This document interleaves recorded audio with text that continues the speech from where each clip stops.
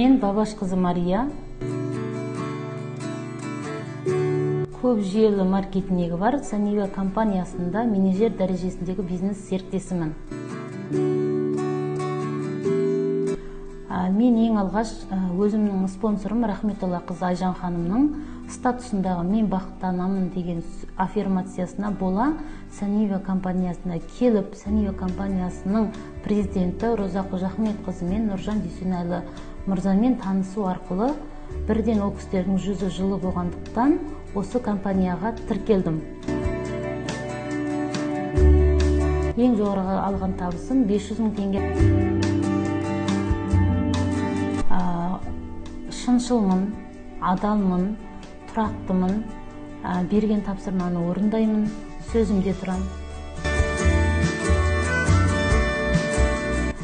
Санива компаниясындағы артықшылығы әр ай сайын 2 рет айлық аламыз. Және де бұл жерде білім орталығы бар. Әр сенбі күні Роза Қожахмет қызымен кездесе аламыз. Жүйелі жаңа Instagram арқылы, Facebook арқылы, WhatsApp арқылы, желі арқылы адамдарға ақпарат беремін. Алдыма ең үлкен мақсатым жаңа 50 миллиондық 4 бөлмелі үйімді алу, екінші жесір аналарға көмектесу және осы Қазақстанның 14 облысынан мықты косметологиялық центр ашу.